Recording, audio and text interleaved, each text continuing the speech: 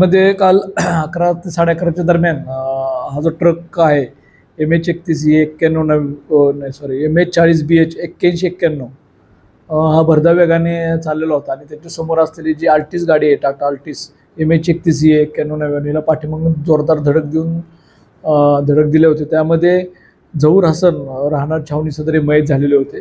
सदरचा accident झाल्यानंतर त्या ठिकाणच्या गाड्या काढून तात्काळ ट्रॅफिक वगैरे क्लिअर करण्यात आलं होतं आणि ह्या जो अल्टिस गाडी आहे त्यामध्ये अडकलेले जे इसम होते त्यांना बाहेर काढण्यात आलं आणि त्यानंतर डॉक्टरांनी त्यांना डिक्लेअर केल्यानंतर पोस्टमॉर्टम वगैरे करण्यात आलं होतं.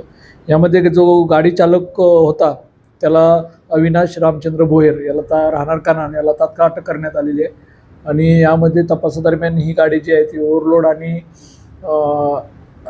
मालकाने सुद्धा ही गाडी चालवताना किंवा चालवायला देण्यात त्यांना काही गोष्टींकडे दुर्लक्ष केलेलं होतं. त्यामुळे मालक सुद्धा यामध्ये आरोपी करण्यात आलेला आहे.